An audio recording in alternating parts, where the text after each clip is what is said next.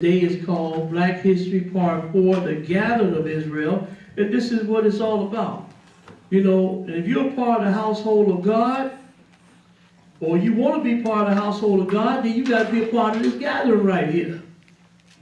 Because the Lord is not just going to gather Israel, which that's what we're going to primarily deal with today is Israel, but he's going to gather the stranger as well. Yes, sir. But since this is Black history, we're going to deal with just Israel today. And we're going to deal with the stranger at another time. But the Lord's going to give him his portion too. So now, let's start this off. Because before the Lord even scattered the children of Israel, he said he was going to gather them. So let's go. Isn't that something? God called the end from the beginning. Deuteronomy 30 and 1. Deuteronomy 30 and 1. Go ahead and read it. Deuteronomy chapter 30, verse 1. And it shall come to pass, when all these things are come upon thee, the blessing and the curse, which I have set before thee, and thou shalt call them to mind among all the nations. Stop right there. So now he said, look, when it comes to mind, these blessings and curses, after I have set you among the nations, because we already know what happened to the children of Israel. They were cursed. And one of the curses was that the children of Israel was going to be removed or scattered from one end of the earth to the other and go into captivity. So now we have called these curses to mind. We understand what the Bible says is going to happen to us, right? Yes, sir. Start at verse 1 again. Verse 1. And it shall come to pass, when all these things are come upon thee, the blessing and the curse, which I have set before thee, and thou shalt call them to mind among all the nations, whither the Lord thy God hath driven thee, and shall return unto the Lord thy God. Stop right there, because see, this is what our people, you think you're looking at the symptoms of the problem with our people. You know, you're looking at crime and burglary and murder and financially we are poor. These are all symptoms of our real problem. Our real problem is we don't know who we are, we don't know who our God is, and we definitely don't know how to serve him. That's what our problem is. But when you cause these curses to mind from the nations that the Lord has scattered you in, and shall return unto the Lord thy God, and shall obey his voice, what's going to happen? Go ahead and read. Verse 2. And shall return unto the Lord thy God, and shall obey his voice according to all that I command thee this day, thou and thy children, with all thine heart, and with all thy soul. That then the Lord thy God will turn thy captivity, and have compassion upon thee. So he's going to turn your captivity and have compassion on you, Israel. Yes, sir. Even before the children of Israel went into captivity, he said, look, if you bethink yourself and turn back to me and obey my voice, I'm going to return your captivity. In other words, I'm going to bring you back to the land. Hallelujah. Go ahead and read. Yes, sir.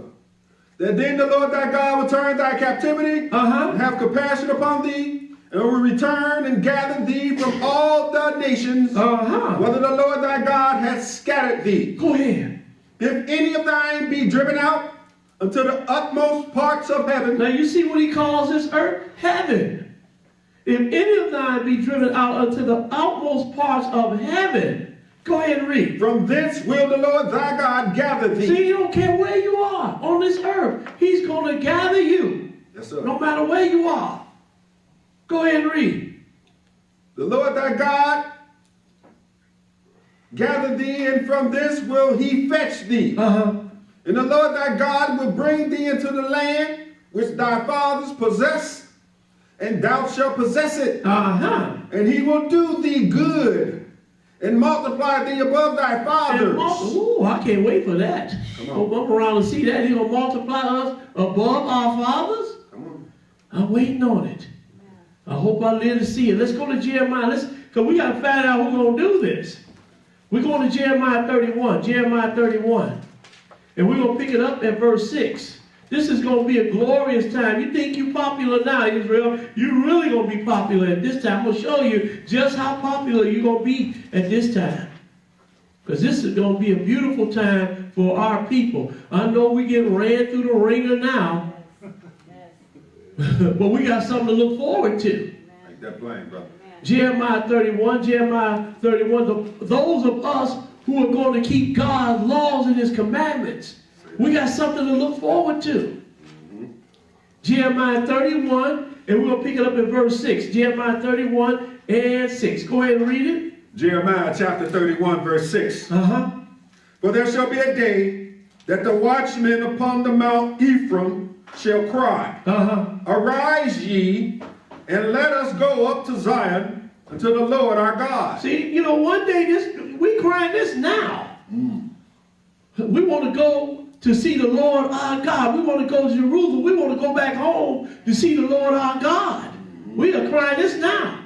Go ahead and read. Verse 7. For thus saith the Lord, sing with gladness for Jacob. Sing for gladness for Jacob. And shout among the chief of the nation. Publish ye, praise ye, and say, O Lord, save thy people, the remnant of Israel. We are the remnant of Israel. Yes, sir. And we're asking the Lord to save us. Go ahead and read. Behold, I will bring them from the north country. I'm going to bring them from the north country. You know, the north country from Europe. I'm going to bring them from the north country. I'm going to show you. We're going to bring you from all the countries where you've been scattered. All the countries. So he said, I'm going to bring them from the north country. Go ahead and read. And gather them from the coast of the earth. And with them the blind and the lame. Go ahead. The woman with child and her that travaileth with child together. A great company shall return thither. They shall come with weeping and with supplications. Will I lead them? I will cause them to walk. Can you imagine this? You know, people coming from the north, Israelites coming from the north weeping. And the people coming from all places, Israel coming from all places weeping. Man, we have found out who our God is and how and we're supposed to be serving him, and he wants us to come home. Just like your mother and father. You know, you've been gone for a while, they look forward to you coming home. And we're going to go weeping. Lord have mercy. Go ahead and read. Yes, sir. I will cause them to walk by the rivers of waters in a straight way, wherein they shall not stumble. For I am a father to Israel, and Ephraim is my firstborn. Now, let's go now. Let's go to Isaiah the 1st chapter, because we're giving you straight book today. Straight book. We're not going to look for this in this dictionary or this encyclopedia. We're not doing none of that today. No reference today. We're giving you straight book today. Isaiah the 1st chapter. Isaiah the 1st chapter. You had to tell a young man in New York, just a couple of days I was talking to him and telling him about, you know, because he's kind of in that comedic situation, because that's all it is for us right now, is a situation. Because when the Lord comes, ain't going to be no such thing, no comedic gods, none of that stuff. Make it plain, brother. So I had to talk to him and tell him, man, we are the children of Israel, and try to show him these scriptures, man. He was going, like, you know, man, I didn't know that. I did not know that. We had Isaiah the 1st chapter, and we're going to pick it up in verse 1. Because those are some of the hardest brothers that you have to try to convince right there. Some of those Comedic brothers. Because they so into the African thing. They just don't know. You keep running down into Africa, the Lord going to smack you upside the head, just like he did when Israel ran down into Egypt. Talking about African. You're not African. Isaiah 1 and 1. How is it that, you know, you calling yourself African and everything, and we showing you book, and we showing you history stating what's going to happen to the children of Israel? How you still call yourself an African? Isaiah 1, and we'll pick up in verse 1. Isaiah 1 and 1. Go ahead and read it. Isaiah chapter 1, verse 1. the vision of Isaiah the son of Amos, which he saw concerning Judah and Jerusalem in the days of Uzziah, Jotham, Ahaz, and Hezekiah, kings of Judah. Hear, O heavens, and give ear, O earth, for the Lord hath spoken. I have nourished and brought up children, and they have rebelled against me. Now, so we're going to deal with Israel a little bit, because I'm going to show you some of these curses too for a minute, right? So he said, I have brought up and nourished the children, they have rebelled against me. Go ahead and read. Verse 3. Because we're going to get to the gathering, but before we get to the gathering, we got to show you some of the reasons why the Lord scattered his people. Go ahead, what's going to happen to them when they're in these nations that they have been scattered in. Go ahead and read. Verse 3. The ox knoweth his owner, and the ass his master's crib. But Israel does not know. My people does not consider. But, you know, all these things that have happened to us over all these generations, and we don't even consider why these things are happening to us. He said, you know what? The animals are smarter than you people. The animal's smart. The ox know of his master, and the ox know of his owner, and the ass his master's crib. But my people don't know. They don't even consider. They don't even consider what's going on. What's happening to? Why is it all these things happening to us? We got brought over here on slavery. Then we got hung. We got burned. They burned us up. They took our children from us. Gave them to other people. Then they turn around and lay with our women. And we haven't even laid this to heart. We haven't even asked the question, why in all these things? What did our people do that God would allow these things to happen to us like this? Go ahead and read. Verse 4. A sinful nation. A sinful nation. Go ahead and read. The people laden with iniquity. A seed of evildoers. Children that are corrupters. They have forsaken the Lord. They have provoked the Holy One of Israel into anger. They are gone away backwards. And our people are still going backwards. Yes, sir. Still going backwards. Yes, sir. Go ahead and read. Why should ye be stricken anymore? Ye will revolt more and more. He said, the more I whoop on y'all, the more y'all revolt against me or turn from me. The more I whoop you. Go ahead and read. The whole head is sick. And the whole heart faint. From the sole of the foot even unto the head, there's no soundness in it. No soundness in it. Just look at our people now. How our young people run around in the streets killing each other. Don't care about their neighbors. Don't respect their elders. Teach. They go on the jobs. We go on the job, and then the job tell you to do something. Only thing you want to do is talk back to them. Then when you get fired, you're looking around like, what did I do? You know, if you would shut your mouth and do like the boss tell you to do, then you wouldn't lose your job. That's right. Amen. The whole head is sick. This people is sick. People don't want to move in the neighborhood with you. Why? Because your children, you can't control them. And then once the people in the neighborhood, the grown folks in the neighborhood start checking your child, now you want to run up in their face like they done did something wrong. When your child is the one that's out there being disrespectful. But go ahead and read. What verse you at? Verse 6. From the sole of the foot even to the head, there's no soundness in it. But wounds and bruises and petrifying sores. They have not been closed, neither bound up, neither mollified with ointment. See, these people don't have no ointment. All our wise men, who giving our people ointment? Nobody. Nobody's giving our people ointment. They're not giving us what's needful for our people. And what's needful for our people? What is this ointment? It is the word of God. Yes, sir. They're giving us traditions of men. You know, you got a guy on the phone me, fight me, truth and nail over traditions of men. And I'm reading you the Bible.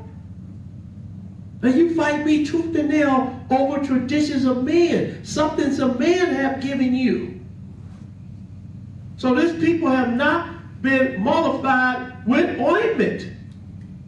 They have not been healed with the word of God. Verse 7, go ahead and read it. Your country is desolate. Your cities are burned with fire.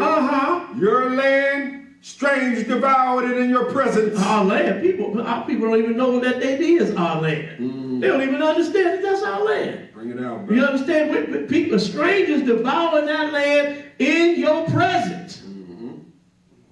And then you all say, well, some of us say, well, I'll go with the Jews, the Jewish people.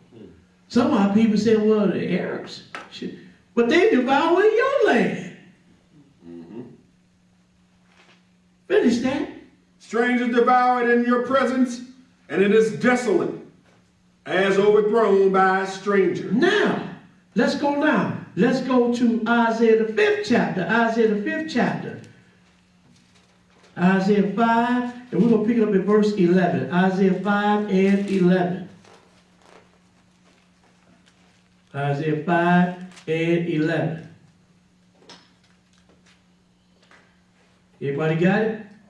Glad to see everybody come out today. Yes, sir. Isaiah 5 and 11. Go ahead and read it. Isaiah chapter 5, verse 11. Woe unto them that rise up early in the morning. Now, you know this, our people. Look at what he's going to say. Go ahead and read. That they may follow strong drink. That they may do what? Follow strong drink. They following after strong drink before the liquor store even open. Our people standing at the door waiting. They rise up early in the morning and to follow after strong drink. Go ahead and read. That continue into night. Till wine inflame them. Go ahead. And the harp, and the viol, and the tabret, and pipe, and wine are in their feast. But they regard not the work of the Lord. They don't regard the work of the Lord. Neither consider the operation of his hand. Neither consider the operation of his hand. Look at the nations getting together now and building up their arsenals, getting ready for war. But God said that this was going to happen. In prophecy, he said that the nations going to get together and beat their plowshares into weapons of war. And we're going to show you. And that's what they're doing now. They get it, but Israel ain't paying attention to nothing. We let people come in our neighborhoods, do whatever they want in our neighborhoods, leave out, and then we don't say nothing.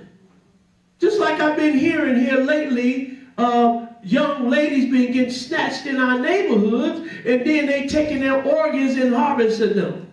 In our neighborhood. But do you see that on the news? No, they talking about R. Kelly and this other guy that pulled a false report. Right. The guys that pulled a false report in Chicago, those 3 police officers pulled a false report on Laquan McDonald. What they do? Slap them on the wrist and let them go. But now you worried about this guy because he said somebody beat him up and everything. You worried about that. What about the young ladies that's getting snatched in our neighborhoods? Amen. What about them? Amen. You didn't hear no black preachers, none of our prominent people standing up saying nothing. It ain't on the news, none of this. Go ahead and read, brother. Where you at? 13. Therefore, my people are gone into captivity. Because they have no knowledge. They have no knowledge. Our people got to make a dollar bill, y'all. That's all it's about. Our women standing up, shaking their behinds everywhere and all this type of stuff on videos. That's all our people worry about. Gang banging and all this type of stuff. That's all we worry about. Not paying attention to the operation of the Lord's hand. And then look at the wise men, our honorable one. Man, verse 13, go ahead and read that. Therefore my people are gone into captivity because they have no knowledge. Go ahead. And their honorable men are famished. Our honorable men are famished. So-called honorable men are famished. Don't know nothing. Even with them, it's all about money. That's all it's about, money. Got these big churches and everything getting millions of dollars every year. Do you think they'll set up a store in some black communities and say, hey man, we're going to do this for our people? They ain't doing that. No. You know why? Because the book said that your shepherds, Israel, pity you not.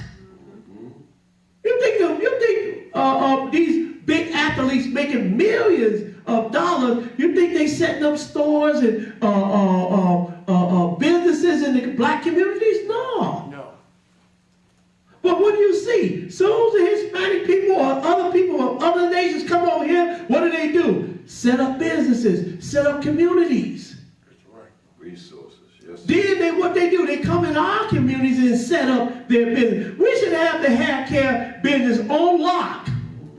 We shouldn't have no other people coming in our neighborhoods selling hair care to us. No. But the Koreans got that on lock.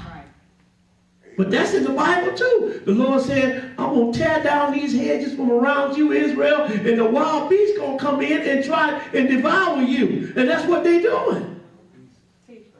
Just like the Lord said. See, we know that the children of Israel exist. We know who we are.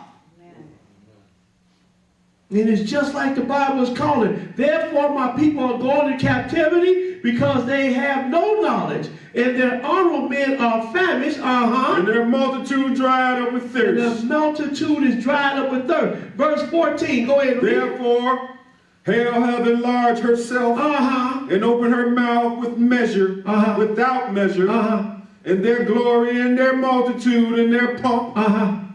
And he that rejoiceth shall descend now into look, we it. said hell have enlarged. We're not talking about no lake of fire. We're talking about the condition that the people are in. The condition. Because if you ain't got enough to eat, boy, you in hell. You ain't got no place to stay. You sleeping out on the bench, boy, you in hell. Amen. You looking up around the corner and everything. Every time you hear police siren and everything, you living in hell. Our people getting shot down in the streets and everything, even by our own people. You know, Black Lives Matter, Black Lives, okay, but what about in our community? They don't matter then amongst each other? It's only when somebody outside of our community or nationality shoots down one of our people or kill one of our people, now people want to holler, Black Lives Matter. They matter in our community. Why can't we get together and be as one in our community? Because our people, our honorable men are famished. They're famished. They're not telling our people to get together. It's all about making money. Let's go to Deuteronomy 28 chapter, Deuteronomy 28. So we're going to look at some of these curses that the Lord put on the children of Israel, just to remind you of who we know who we are, and that these curses fit us. Because like the first lesson we did, the children of Israel exist. And we do exist today. We at Deuteronomy 28:15. Deuteronomy 28:15. Go ahead and read it. Deuteronomy chapter 28, verse 15. But it shall come to pass, if thou wilt not hearken unto the voice of the Lord thy God, to observe to do all his commandments and his statutes, which I command thee this day, that all these curses shall come upon thee and overtake thee. Skip down to verse 28. Skip to verse 28. So we know that the children of Israel were cursed.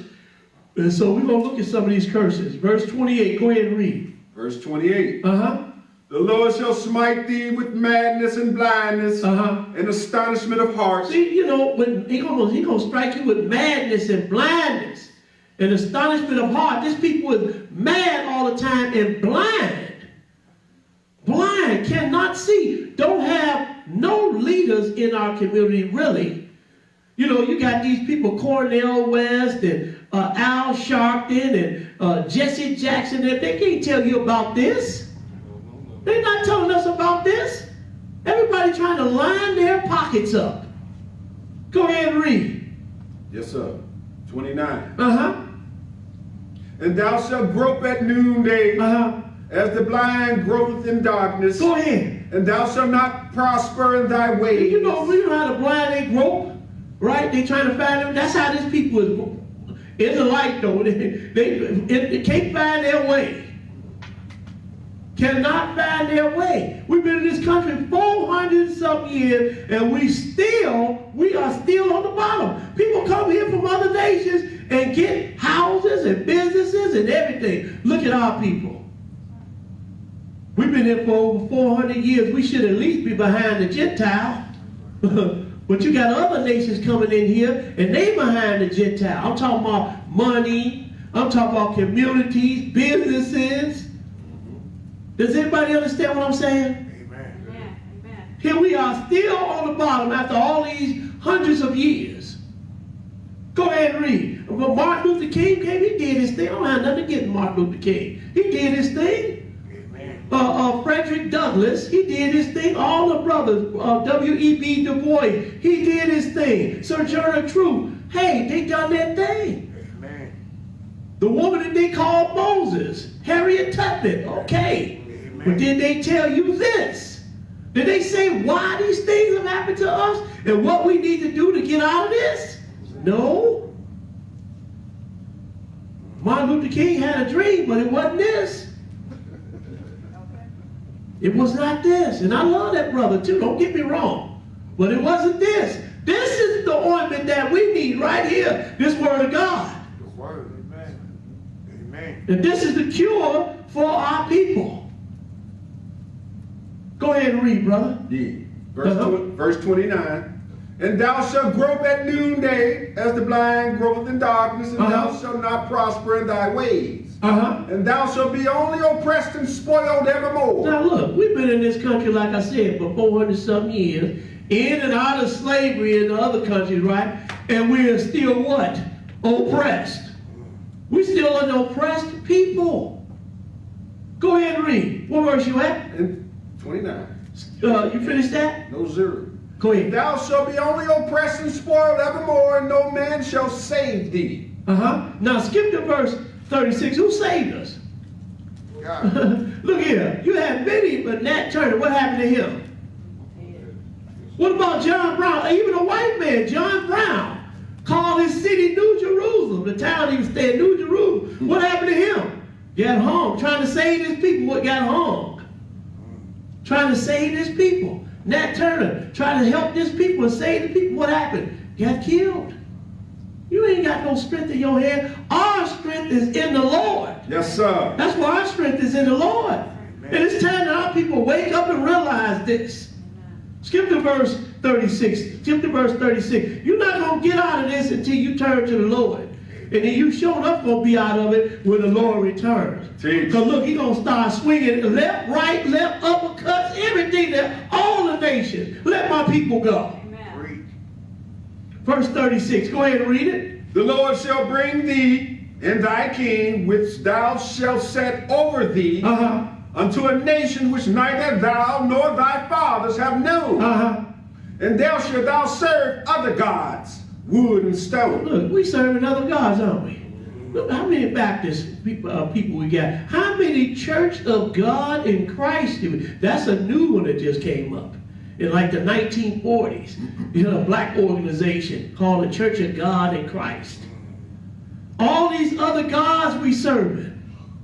Islam. Hey, I don't have no problem with the Islamic people and their faith and everything, but we shouldn't be in it. Israel, we should not be in it. Don't you know those people had us enslaved for 1,400 years and they still trade slaves? Bring it out. And then you're going to still walk around and talk about Nation of Islam.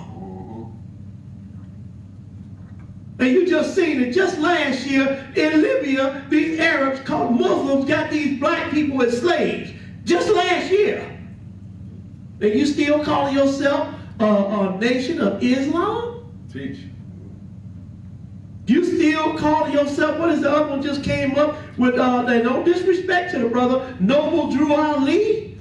You still following after these religions? But God said you're going to serve other gods, wood and stone. And that's just what our people are doing, serving other gods, wood and stone. Verse 37, go ahead. And thou shalt become an astonishment, a proverb, and a byword among all nations, whether the Lord shall lead. Now, these are all these names that he got for us, like they call us nigger and spear chucker and all of these different names they got for us. Bring it. You understand what I'm saying? Skip down to verse 41. Skip to verse 41. Go ahead and read it. 41. Thou shalt begot sons and daughters. But thou shalt not enjoy them, for they shall go into captivity. All thy trees and fruit of thy land shall the locust consume. The stranger that is within thee shall get up above thee very high. And thou shalt come down very low. How is it that these people come over here, just the Hispanic people come just from next door, come over here, got businesses in our community. Then they let the people that are their arch enemy, the Arabs, come over here and set up businesses where? In our community. Why? Because the Lord said, look, I'm going to knock down the hedges from you, Israel, and the wild beasts going to come in and devour you. Here come the Arabs. Here come the Hispanic people. Here come the Koreans. Everybody coming from other countries, coming and setting up communities and stores and businesses in our communities. Because the Lord said it does. Are you starting to get the picture now, Israel? Amen. Are you starting to get the picture? Amen. Because if you're not, we got some more for you. Because we are the children of Israel. Hallelujah. We are the children of Israel. You know, brother, talking about the Hispanic people. I don't see them shooting them down up in the streets. Amen. And the Indian people, I don't see them shooting them down in the streets. I didn't see the Indians come over here on those slave ships. No. I didn't see no Hispanic come over here on those slave ships. In fact, you go down to Mexico, just black people down there were slaves. You mean tell me they put their own people in slavery? What in the world are you guys talking about? Go ahead and read. What verse you at? 44. He shall lend to thee, and thou shalt not lend to him. He shall be the head, and thou shalt be the tail. You gonna be the tail, Israel? Look at that one that call himself a Jew. Who own the loaning institutions? The ones that call themselves Jews. They own the big loan institutions. Does everybody understand? Amen. Now, I could have went that way and showed you about Esau. Because everybody think Esau the white man. No, Esau is not. How can Esau be the white man when Esau is your twin brother? You telling me the white man your twin brother? No. That don't even make sense. No. Our people, but the book said these people are going backwards. The whole head is sick. These people don't went backwards. Just saying anything out their mouth. Go ahead and read. I bet you one thing, when Jacob's trouble comes, which we're going to read about today, I bet you that the Hispanic people and the Indian people, everybody going to be running away from you. Oh, they might be around you right now, but once everybody found out you the Jew and Jacob's trouble come, oh no. They ain't going to want to be you then. They're going to be trying to get away. Oh, I ain't no Jew. I ain't no Indian, but got here with hum. I ain't no Jew. Go ahead and read, brother. Amen. 45. Moreover, all these curses shall come upon thee, and shall pursue thee, and overtake thee, till thou be destroyed. Go ahead. Because thou hearkenest not unto the voice of the Lord thy God, to keep his commandments and his statutes, which he commanded thee. Go ahead. And they shall be upon thee for a sign and for a wonder. And upon thy seed forever. And upon thy seed for what? Forever. It's going to be upon you for a sign and for a wonder. These curses are going to identify you, Israel. And so far, these curses only fit who? Us. Our people. Our people. Say these curses are going to be on you for a sign and a wonder, and upon thy seed forever. Let's go now. Let's go to Leviticus, the 26th chapter. Back up to Leviticus, the 26th chapter. And we're going to pick it up at verse 14. Leviticus 26 and 14. You better take a look at these things. Take a look at this. And then you're going to find out, the black man, you looking at Israel in the mirror. You're looking at him in the mirror. Leviticus 26 and 14. Leviticus 26 and 14. Go ahead and read it. Leviticus chapter 26, verse 14. But if ye will not hearken unto me, and will not do all these commandments, and if ye shall despise my statutes, Or if your soul abhor my judgments, so that ye will not do all my commandments, but that ye break my covenant. He said, you know, you abhor. Abhor means hate, right? My commandments. Yes, sir. Yeah, and this people hate. We let other people tell us, you ain't got to keep the commandments of God, and then that's when we just run like with a banner. We ain't got to keep the commandments of God. We ain't got to keep the commandments of God. And that first one, oh Lord, he really tell you, boy, Israel, he's quick to shout that fourth commandment. We ain't got to keep the Sabbath. Whoa. But that's why we are in the condition that we are in. Why is it that things are getting worse for us and not better? Why is it getting worse for us? Sure, you got a few people out there that some Israelites that got some money, right? But for the most part, this people is getting worse for us. Go ahead and read. 16. I also will do this unto you.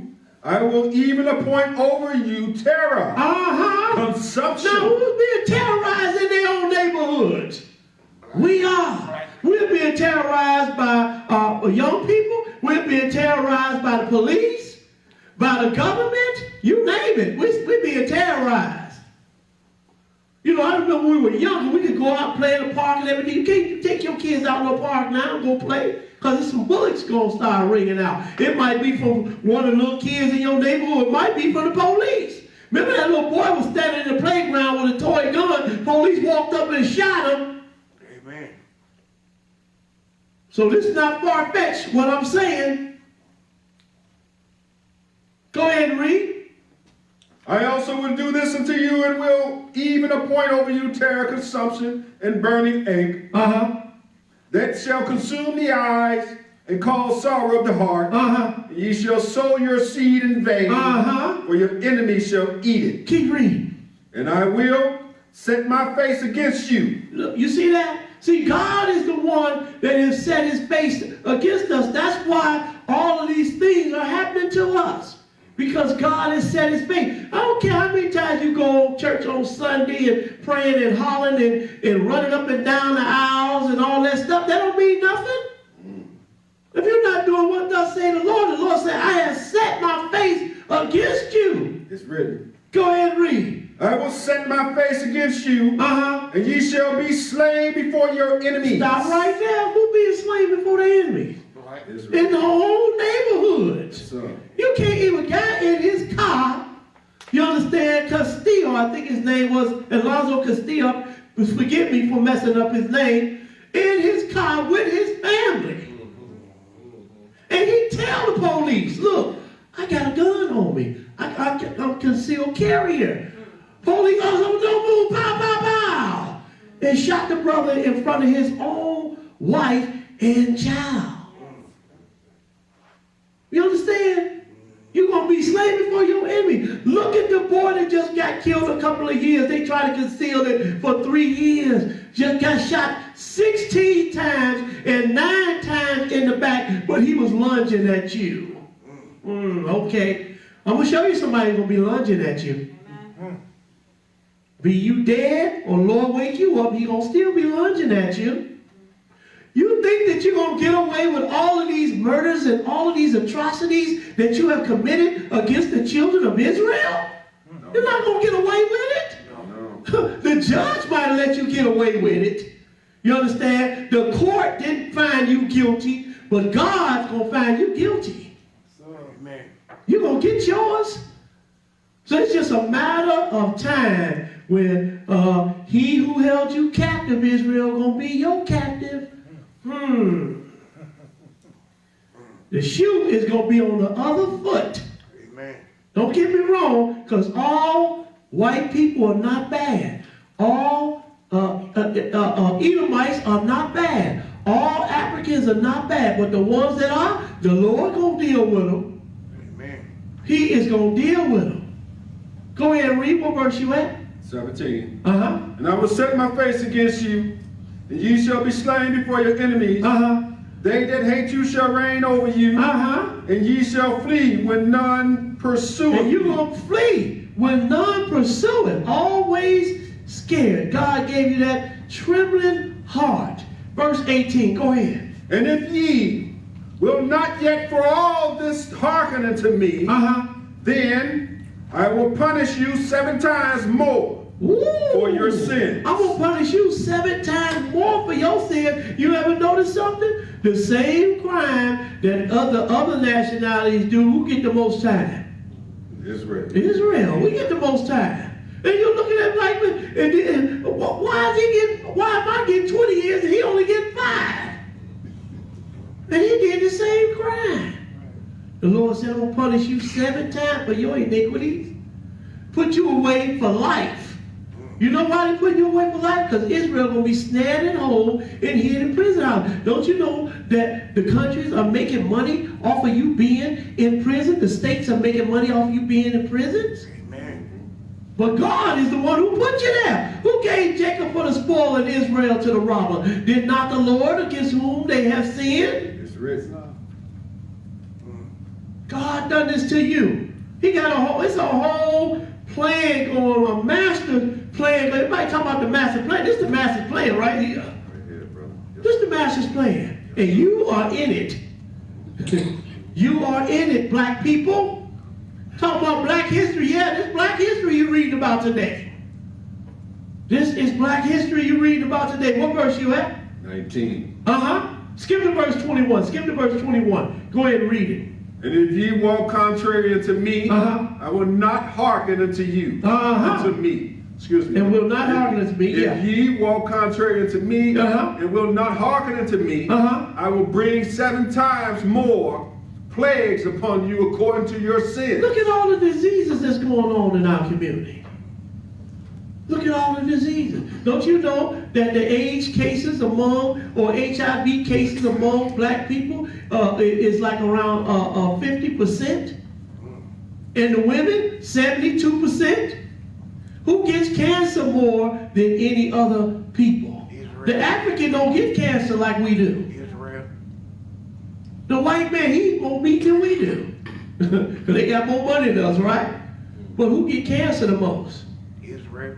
We do. We get cancer the most. Go ahead and read. What verse you at? 22.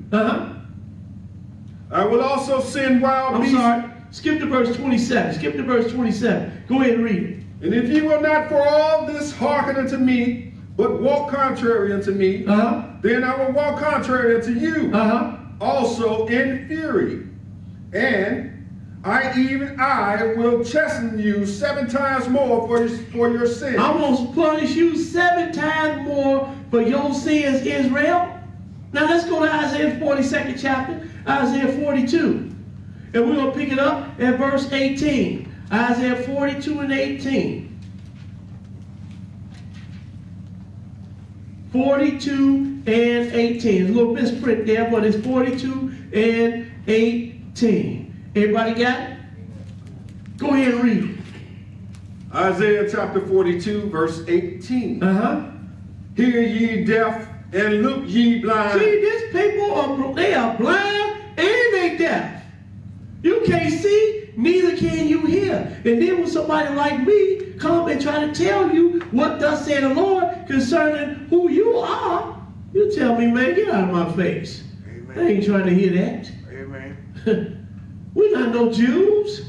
Come here, man. Oh, this thing that happened to us, it was man-made. Man, you think man is this smart? Man, I had a brother tell me that just the other day. This thing was done by man. Wait a minute. You mean to tell me all these things, all these atrocities that have happened to our people, and God just allowed it to happen against the people? Something's wrong with that thinking. Something is wrong with your thinking. Because only God could allow something to happen, these things to happen to us like they have happened to our people. Only God could be involved in this. How can man devise a plan to gather a people and disperse them among all the nations? How can he muster up a plan like that? Man is not that smart unless God is in it. Unless God is in it. Go ahead and read. Hear you deaf and look you blind that you may see. But Who is blind but my servant, or deaf as my messenger that I sent? That's Israel. He is blind and he is deaf. He is supposed to be the messenger of the Lord. And if the messenger is blind and deaf, then what's going to happen to the people? They're going to be blind and deaf too. That's why most of our people don't know. They run around talking about the nation of Islam. Whoa. Run around talking about they Buddhists. You understand? And all these other nations are Nuwapians. What is that? Talking about you Kemetic. Oh, I'm a Kemetic. I'm Kemetic. I'm an Egyptian. No, you're not. Prove it. Can't neither one of them prove it. But they are all of these things. Go ahead and read. Yes, sir. It says, who is blind but my servant, or deaf as my messenger that I sent? Who is blind as he that is perfect? Go ahead. And blind as the Lord's servant. See, the Lord's servant is blind. He is blind. Go ahead and read. Verse 20. Seeing many things, but thou observest not. Opening the ears, but he heareth not. See, you seeing this. You seeing what's going on with our people, but you really not seeing, or you not observing it. You hearing what's going on with our people, but you really not hearing, because you go right, man, forget that. You know what I'm saying? People come in your neighborhood, do this, do that. You understand? Government mistreats you. Everybody mistreats you. You understand? You just, Black Lives Matter. Now that's gone. You don't even hear that no more, do you? Guess it only matters for a short period of time. Go ahead and read. 21. The Lord is well pleased for his righteousness' sake.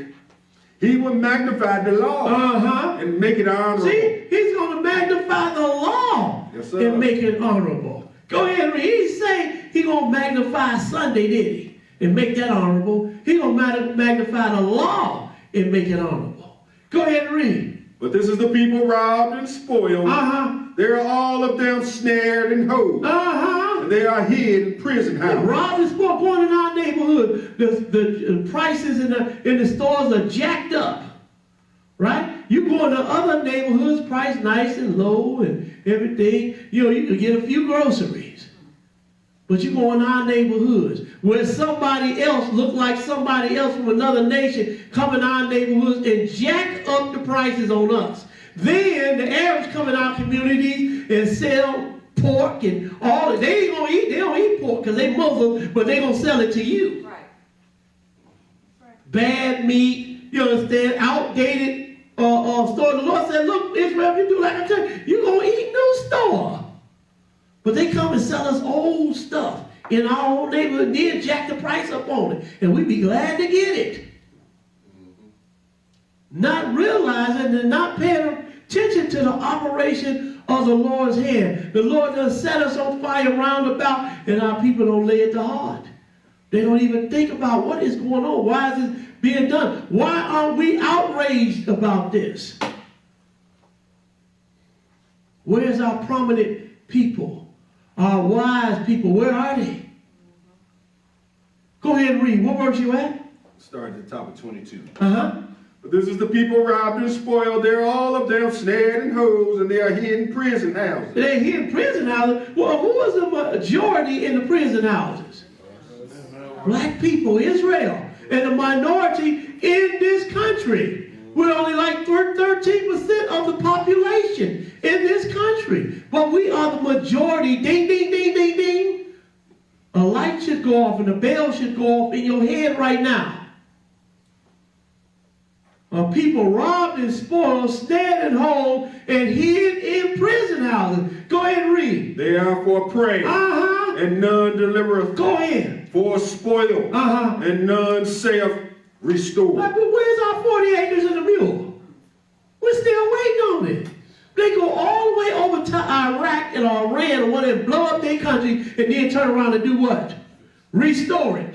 Even when they came here and destroyed the Indians, or I'm sorry, the Native Americans, what they do? Turn around and restore them. Giving them casinos and lands and everything. which was theirs from the start anyway. But they took it from them and then beat them up and then restored them. But us? Who restored us? Nobody. We couldn't even get 40 acres and a mule. And the land that they tried to give was so bad that Israel had to walk away from it because it was so bad. And then you had the southern Gentiles upset because, look, you destroyed my labor base. So what they do? Turn around and pay them for them losing the slaves.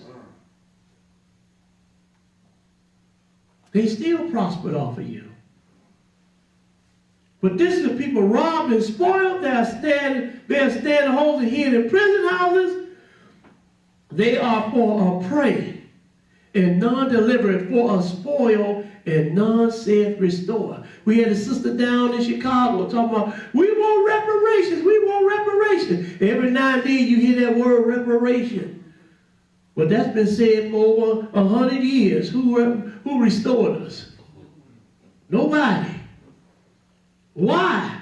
None saith restore. The Lord said, none saith restore. Verse 23, go ahead and read it. Who among you will give ear to this? Who would hearken and hear for the time to come? Who's listening to this? Who is listening to this? Who's hearkening and hearing for the time to come? Verse 4, go ahead. Who gave Jacob for a spoil and Israel to the robbers? Go ahead. Did not the Lord? See, your God done this to you, Israel. You want to blame everything on the white man. And then most of us don't want to look at ourselves and what we have been doing. We don't want to look at ourselves. We want to blame everything on the white. That's what one thing about some of our Israelite brothers. They want to blame everything on everybody else in every other nation. Right? Then you got our Kemetic brothers, the white man this and the white man that. Why don't you take a look in the mirror, Israel, and find out what's going on? Amen.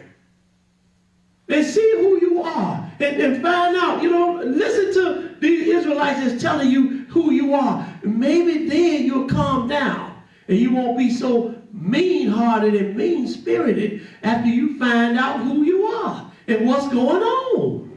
Because most of our people don't know what's going on. Amen. God have done this to us.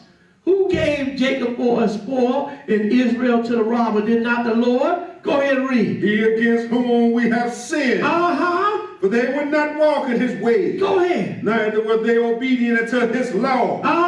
Therefore, he hath poured upon him the fury of his anger and the strength of battle. Go ahead. And it had set him on fire round about. Yet he knew not.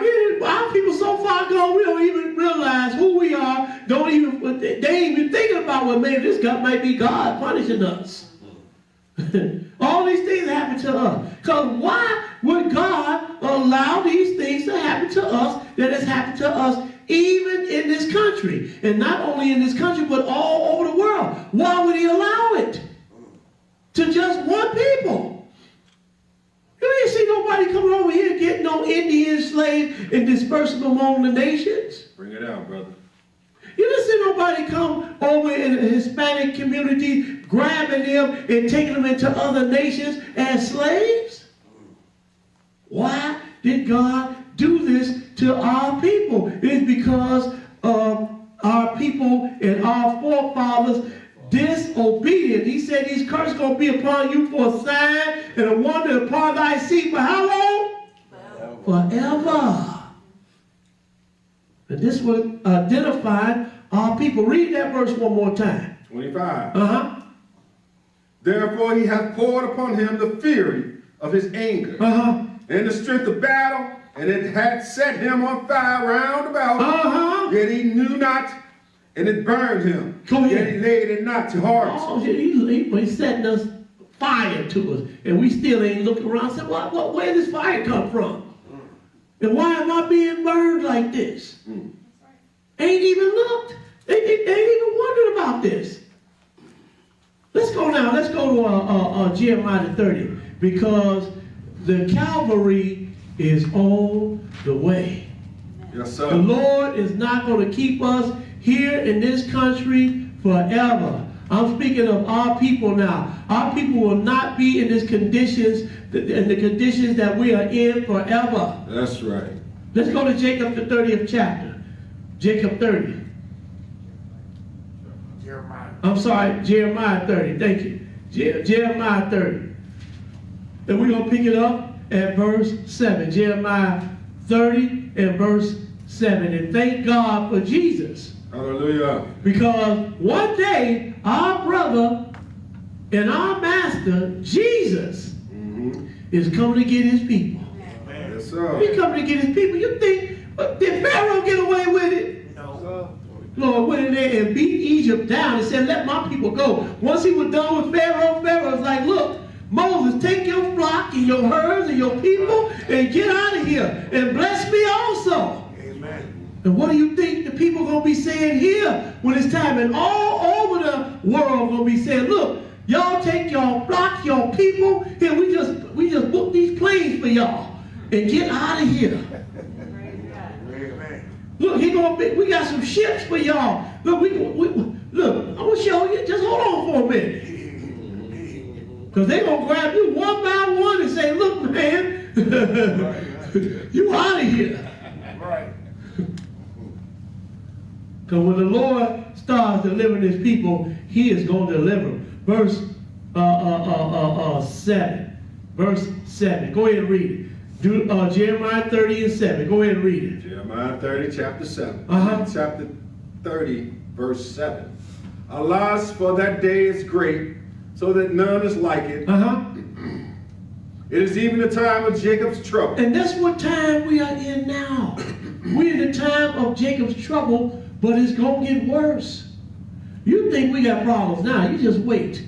When Jacob's troubles come, we're going to really have problems. I mean, you know, you're talking about crying and wailing and people getting killed, and it's going to be, man.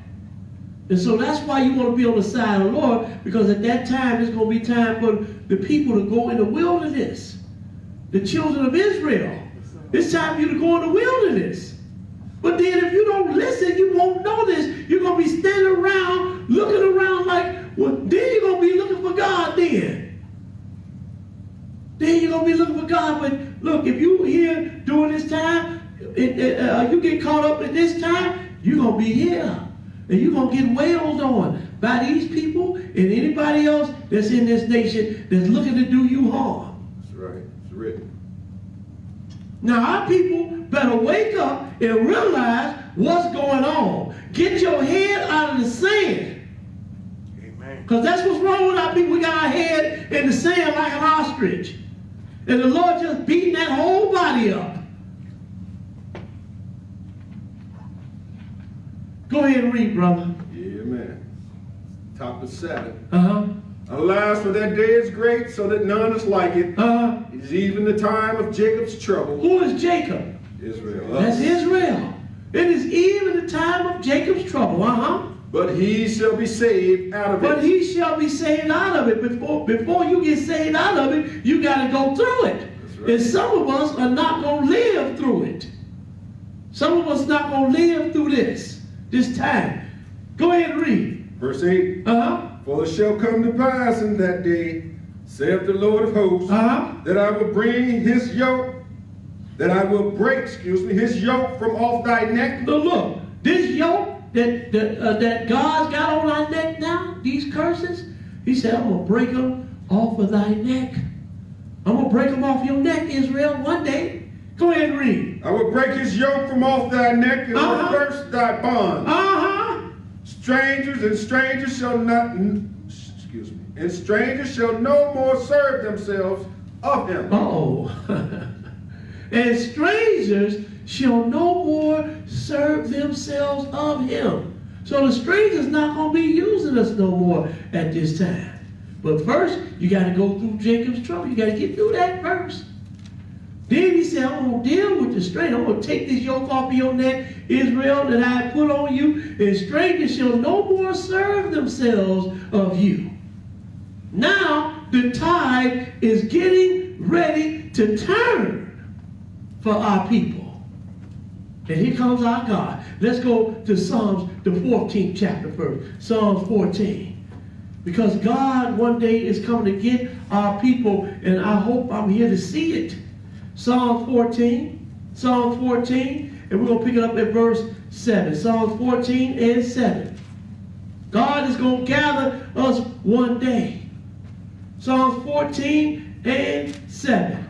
Go ahead and read it. Psalms chapter 14, verse 7. Uh-huh.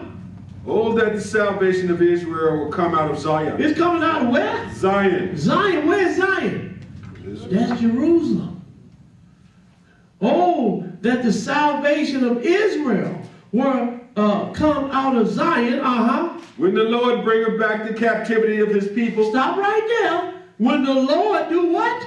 Bring back the captivity. Of his people. When he bring back the captivity of his people. When he returns his people. Go ahead and read. Jacob shall rejoice. Uh-huh. And Israel shall be glad. Is Israel rejoicing and glad now? Our people sad and oppressed. Except the ones that's rich, but then the curses follow them too. Because they get locked up. He a big rapper, he's standing on the world, right? Got the big houses and everything, and all the money and the cars and everything. Next thing, clink, clink, in jail. Right? Because see, they don't care about how much money you got. We're going to still lock you up. And we will take your money. Amen. We will take it. Get you for tax evasion. You living in a big old mansion and everything. Next thing you know, they done got you for tax evasion. You better wake up, Israel. I'm talking about the rich ones. You better wake up. Oprah, they will get you too. They will get you too. Tyler Perry, all you big movie stars and everything, they will get you too. Because you are an Israelite and you cannot escape this. You can't escape the Lord. Let's go now. Let's go to Acts the first chapter. Acts the first chapter. Because you got some money that these curses not going to follow you. Okay. I almost said something. Let me move on. Acts the first chapter. Acts the first chapter. Look at what happened to Michael Jackson. Look at what happened to some of our people that had been loved by the world. And what happened to them? Somehow they mysteriously died. Mysteriously died. Let's go to Acts the first chapter. Acts the first chapter. And we're going to pick it up in verse 6. Acts 1 and 6. Go ahead and read it. Acts chapter 1, verse 6. Uh-huh. When they therefore were come together, they asked of him, saying... Now they asking of Jesus now. They asking him what? Go ahead. Would thou at this time restore again the kingdom to Israel? See, you know, they thinking in the first sentence, they already know that the kingdom is going to be restored. Just like we know that the kingdom is going to be restored. God's kingdom, the Lord's kingdom is going to be restored. We know that in this generation. So they thinking that, look, in that generation, the first thing like, Lord, are you at this time going to restore the kingdom? Go ahead and read. And he said unto them, It is not for you to know the times of the season or the seasons which the Father hath put in his own power. Now, so he told them, it's not the time for you to know this. They understood that it's going to be restored. He said, but now it's not the time for you to know this. And he said, it is not for you to know the time or the season which the Father hath put in his own power. Because this kingdom of the Lord is going to be restored. Skip down to verse 9. Skip down to verse 9. Israel is going to be restored. Because they're the ones going to be in the kingdom. Verse 9, I'm telling you, boy, it's going to be a beautiful time. A beautiful thing. Let me just show you. Acts the 9th chapter. Go ahead. Acts 1, verse 9. Correct? Yes. And when he had spoken these things, while they beheld, he was taken up, and a cloud received him out of their sight. And while they looked steadfastly toward heaven, as he went up, behold, 2 men stood by them in white apparel, which also... Now, wait a minute. How many people you see go up? One person went up. One person. So now what happened to the people? Because you don't hear people say, well, when Jesus went to heaven, he took the saints with him. Where? I don't see no saints right here with him. When he went up. Read that one more time, brother. Verse 9. And when he had spoken these things while they beheld, he was taken up. He was taken up. It didn't say they were taken up. Go ahead and read. And the cloud received him out of their sight. And while they looked steadfastly toward heaven, as he went up. As who went up? As he went up. Not they, but as he went up. Behold, 2 men stood by them in white apparel. Which also said, Ye men of Galilee, why standeth ye gazing up into heaven? This same Jesus, which is taken up from you into heaven, shall so come in like manner as ye have seen him go into heaven. So he gonna come back. Just like he left. This is the way he gonna come back. Come on. Go ahead and read. Then returned they into Jerusalem from the mount called Olivet, which is from Jerusalem a 7 days journey. And when they were coming in... All right, we're going to stop right there. So now you see how where he left from? Yes, and sir. where he's going to return. This is where he's going to return to. That's right. Now, you know, I want everybody to pay attention now because this is going to be a beautiful time here. First, he got to come and fight this man, though. He got to come and take over this earth. So he got to come and strong arm him. You understand? Beat him down into submission. Because that's the only thing, sometimes that's the only thing that men understand when you whoop them. When you beat them and kill them, then they understand, oh, wait a minute, I'll do whatever you ask. That's right, brother. That's the only thing they understand. Let's go now. Let's go to Hebrews, the 9th chapter. Because the Lord is coming to say, y'all waiting for that pie in the sky? Yep. Now this Israelite said this. We waiting on the pie in the sky when the book said he coming with the clouds. Now you want to make a joke out of it? Talking about a pie in the sky? I'm talking about these Israelites now said this. That know that they're Israelites. We had Hebrews 9 and 28. Hebrews 9 and 28.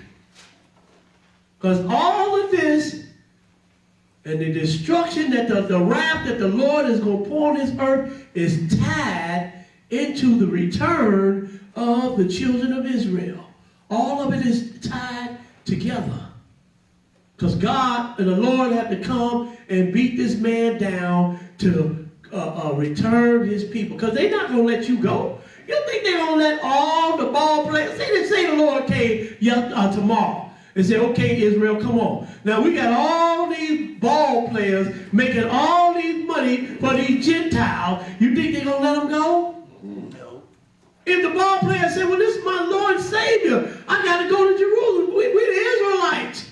And they just start in line, a single file line. The Gentile will be like, oh, no, you can't go. You ain't going nowhere. Stop them. They be calling out the National Guard and everything to stop them because you get ready to stop our money. I'm telling you, man, it's some Israelites that make a lot of money for Gentiles, for Edomites, for Africans, and you let these Israelites find out who they are and say, well, look, I'm going back to Jerusalem. They'd be like, call out the army, call the government. They ain't going nowhere.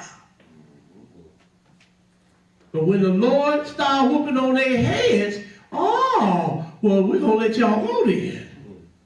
So he got to come and beat this man up to get it for this man to let his people go. Just like he did the Egyptians. Hebrews 9 and 28. Go ahead and read it. Hebrews chapter 9 verse 28. So Christ was once offered to bear the sins of many.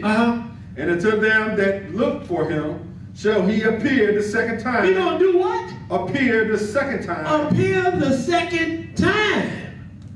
So Christ is coming back a second time. The second time without sin unto salvation. Unto what? Salvation. So now, wait a minute. If it's unto salvation, then that means that somebody's going to be saved around here then, right? At that time. At this time, his second coming. Mm-hmm. Now pay attention to what you're reading now. Y'all children, wake up. Mm-hmm. Let's go now. Let's go to Zephaniah the 14th chapter. Zephaniah the 14th chapter. Because see, man think God is playing with him. You think that you're going to go on and keep on treating his people like you treating them, and then go on about your business, and everything is going to be all right. But you are going to be in for a rude awakening. A rude awakening. We at Zephaniah, the 14th chapter and verse 1. Zephaniah 14 and 1. God has got to come and whoop this man down into submission. And look at what's going to happen. Zechariah 14 and 1. Go ahead and read it. Zechariah chapter 14, verse 1. You know how your little brother was down the street and a couple of the gang members had him, and we ain't going to let him go. We going to beat him up, and here come his big brother. Hey, man, let my brother go. Then he got a couple of his boys with him. Oh, yeah, that's your little brother, man. I didn't know that was your brother. Here you go. That's what's going to happen when the Lord returns. Let my son go. Oh, wait. These are children of Israel. These your people. Oh, okay. Here you go. But he's going to have to beat them, though. He's going to have to whoop them. Go ahead and read. Zechariah 14, verse 1. Behold, the day of the Lord cometh, and thy spoils shall be divided into the midst of thee. For I will gather all nations against Jerusalem to battle. And the city shall be taken, and the houses rifled, and the women ravished, and half the city shall go forth into captivity. And the residue of the people shall not be cut off from the city. Then shall the Lord go forth and fight against those nations, as when he fought in the day of battle. As when he fought in the day of battle, the Lord is going to go forth and fight against those nations. And you know, if the Lord's going to go forth and fight against the nations, he's going to do it perfectly. Yes, sir. Go ahead and read. And his feet shall stand in that day upon the Mount of Olives. Stop right there. Then they say, why stand? Then that angel tell them, why stand you gazing here at Jesus? Same Jesus that you see go up is going to come back in like manner. And then they left where? From where? The Mount of Olives. Yes, sir. And his feet shall stand in that day upon the Mount of Olives, which is before Jerusalem, on the east. Go ahead. And the Mount of Olives shall cleave in the midst thereof, toward the east and toward the west. Stop right there. You seen this yet? Yes, sir. But the Mount of Olives is still intact. Yes, sir. The Lord didn't come in the first century and land on the Mount of Olives and split in half and all this stuff. Some people trying to say the Lord came in 70 AD. Come on, man. You ain't seen nothing like this. Read that one more time, brother. Verse 4. And his feet shall stand in that day upon the Mount of Olives, which is before Jerusalem on the east. And the Mount of Olives shall cleave in the midst thereof toward the east and toward the west. And there shall be a very great valley. And half of the mountains shall remove toward the north, and half of it toward the south. Go ahead. And ye shall flee to the valley of the mountains, for the valley of the mountains shall reach into exile. Yea, ye shall flee. See, they gonna be fleeing then. But see, he come to bust and spring out his people. And so, and for him to come in and spring out, bust out his people, he got to beat this man, got to terrorize him. Talking about terrorism. You ain't seen terrorism yet. Teach. They're going to be running around talking about Mary Miskabah, a terror. Because the Lord is going to be a terror to this world. You're going to let his people go. Go ahead and finish that. Yea, ye shall flee, like as ye fled from before the earthquake in the days of Uzziah, king of Judah. Go ahead. And the Lord my God shall come. And the Lord my God shall come. You see what he calling Jesus? Because I'm going to show you, this is Jesus that's coming, not the Father. And the Lord my God shall come, and all the saints with thee. And all the saints with thee. Hallelujah. And all the saints with thee. Let's go now. Let's go to Revelation 19 chapter. Let me show you that this Jesus is coming. Revelation 19. Revelation 19, and we're going to pick it up at verse 11. Revelation 19, 11. See, nobody told you about our brother and our master Jesus, the real Jesus. Because when he comes, we're going to fill the places with dead bodies. It's written. Oh, he don't exist. He don't exist. Wait till you see that sky roll back like a scroll and you see him sitting there. Then the Kemetic brothers and the Wapians and the whole earth gonna know that this thing is real. The Bible is real, and the God of Israel is real. See, everybody playing around now. Got all these other gods and everybody doing their thing and getting rich and all this stuff. Nobody's paying to the operation, paying attention to the operation of his hands. But when he comes at this time right here, he's going to have the whole earth's attention. Even the dogs and cats going to be looking up. Is he going to get us next? The animals going to be afraid. You understand? Everything is going to be shaking. The earth is going to be quaking. This is going to be a terrible time, boy. Go ahead and read. What verse you at? Revelations chapter 19, verse 11. Uh-huh. And I saw heaven open, and behold, a white horse. Uh-huh. And he that sat upon him was called Faithful and True. Go ahead. And in righteousness he doth judge and make war. Uh-huh. His eyes were as a flame of fire, and on his head were many crowns. Uh-huh. And he had a name written that no man knew. Now you see what he said. He said, in righteousness he shall judge and do what? Make war. Yes, sir. Make war. See, everybody think Jesus is going to come back. Or one pretty big preacher, Jesus cannot come back except he raptured the church first. I'm looking at him like, man, and he got all these 1,000 people in this big old stadium talking about the Lord cannot come except he raptured his people off first. Well, you see how he's coming right here? I don't see nothing about no rapture or none of this.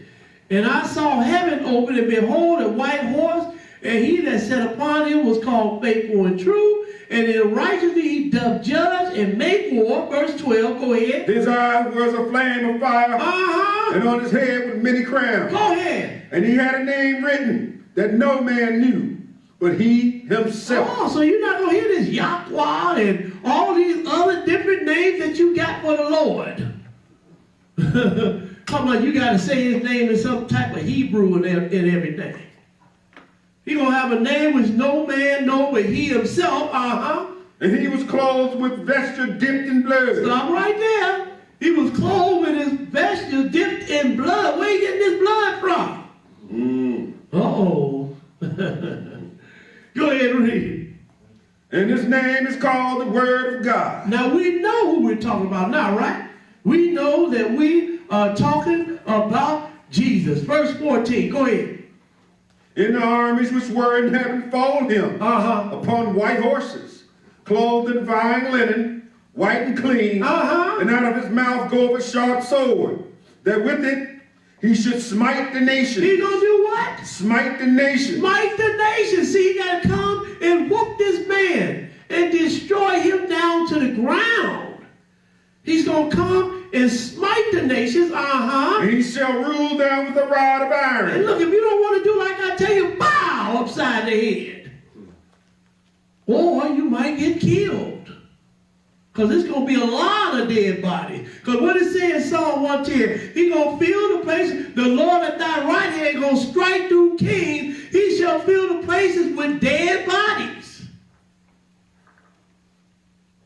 So you don't want to be giving the Lord no static at this time. Go ahead and read. Yes, sir. Read that verse again. 15. And out of his mouth goeth a sharp sword, that with it he shall smite the nation, and he shall rule them with a rod of iron, and he treadeth the wine press of the fierceness of his wrath of Almighty God. Now, if we gonna start smiting the nations, now the nations are going to start easing up on the children of Israel, the ones that steal among the nations. If you ain't in the wilderness, Now he start easing up on you now. And start taking a look at you now like, hey, man, you know, these people are the people of the Lord. Amen, these people are the people of the Lord. Amen, those black people, they the people of the Lord. You know those people that's called Negroes? They are the people of the Lord. You mean those people that we had in slavery, those N-words? Those are the people of the Lord? Ku Klux Klan, all the hate groups and all the people that call themselves haters, we're going to be looking around and they're really going to be shocked when they see Jesus coming and he look like one of us. Yes, sir. They're really going to be in shock. But then they're going to start finding out. Just like you just heard a little bit tidbit not too long ago, those black Hebrew Israelites. Now it's starting to become known now. These people calling themselves Israelites. Ain't nobody believing us now. Some people might be believing, you know, here and there, but for the most part, But when the Lord comes, everybody gonna know who we are. They're gonna know who we are. Go ahead and read. What verse you at? 16. And he had on his vesture and on his thigh a name written, King of Kings and Lord of Lords. So now we know that this is Jesus. Now he said, King of Kings and Lord of Lords. Now let's go look at, because Moses wrote about this in Genesis, the 49th chapter. All the way back here in Genesis, Moses wrote about this. We go to Genesis 49. Genesis 49, and we're going to pick it up at verse 8. Genesis 49 and 8. When you get it, go ahead and read it. Genesis chapter 49, verse 8. Judah, thou art he whom thy brethren shall praise. Thy hand shall be in the neck of thine enemies. Thy father's children shall bow down before thee. Judah is a lion's whelp. From the prey, my son, thou art gone up. He stooped down, he couched as a lion, and as an old lion. Who shall rouse him up? The scepter shall not depart from Judah, nor a lawgiver from between his feet. No, the scepter shall not depart from Judah, nor a lawgiver from between his feet. Until Shiloh come. Until Shiloh come. Who is this Shiloh? Christ Jesus. This is Jesus. And what's going to happen? Until Shiloh come, and unto him shall the gathering of the people be. And unto him shall the gathering of the people be. Just like I was trying to tell you earlier, the coming of the Lord is tied in with him gathering his people. Yes, sir. Because when he comes, what he going to do? He going to tear this earth up, and the man that's in it, he going to tear it up. Destruction. Because he got to come and whoop this man down and beat him down in order for him to get in line, in order for him to free his people. And this is why I say the coming of the Lord this is tied in with the gathering of his people. The scepter shall not depart from Judah, nor a lawgiver from between his feet, until Shiloh come, and unto him shall be the gathering of the people. Go ahead and read. Go ahead. Binding his foal into the vine, and his ass's coat into the choice vine. He washed his garments in wine, and his clothes in the blood of grapes. Ooh. Do you realize what you just read there? Sure enough. You went from the time that Jesus walked here on the earth all the way doing past our time at his second coming. So we just read over there, his vesture was dipped in blood. And his name is called Word of God. Are y'all paying attention? Amen. Somebody didn't hear that, brother. Go ahead. Read that again. Yes, sir. Yes, sir. Binding his foal into the vine, and his ass's coat into the choice vine. Go ahead. He washed his garments in wine, and his clothes in the blood of grapes. Ooh. Just like we read in Revelation 19th chapter. But at this time, when he does this, he's going to gather his people. The scepter shall not depart from Judah, nor a lawgiver between his feet, until Shiloh come, and unto him shall be the gathering of the people, binding his foal unto the vine and his ass coat unto the choice vine. He washed his garments in wine and his clothes in the blood of grapes. What about his eyes? Go ahead. His eyes shall be red with wine. Did we read his eyes are like a flame of fire? Yes, sir. His eyes shall be red with wine. And his teeth white with milk. Now we know that we're dealing with Jesus right here. But he said what? Binding his foal unto the vine and his ass coat unto the choice vine. Let's go look at him. Let's go look at him. Let's go to Matthew, the 21st chapter. Matthew 21. Because he that scattered Israel is the same one that's going to gather him. So who scattered Israel? Jesus. He wasn't Jesus then. He was Jehovah. And who's going to gather him though? Jesus going to gather him. We have Matthew 21. That is Shiloh. Matthew 21. Matthew, because you know Shiloh, I know that that's like a country, a city, or whatever. But this right here ain't talking about no country or city. It said, unto Shiloh shall be the gathering of the people. Unto him shall be the gathering of the people. Matthew 21, and we're going to pick it up at verse 2. Let's see this one who was binding his foal his ass and coat of an ass. Go ahead and read. Matthew chapter 21, verse 2.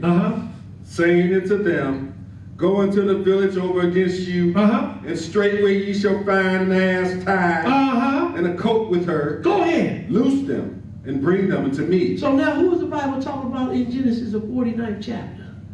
Jesus. Yes, sir. Yes, sir. Verse 3, go ahead. Verse 3. And if any man say aught unto you, ye shall say, the Lord have need of them, and straightway he will send them. Go ahead. All this was done that it might be fulfilled, which was spoken by the prophet, saying, tell ye the daughter of Zion, behold, thy king cometh unto thee, meek and sitting upon an ass, and a coat, the foal of an ass. And thy king cometh, sitting upon an ass, and the coat, the foal of an ass. Just like Moses told you in Genesis, the 49th chapter, that he was coming. Go ahead and read.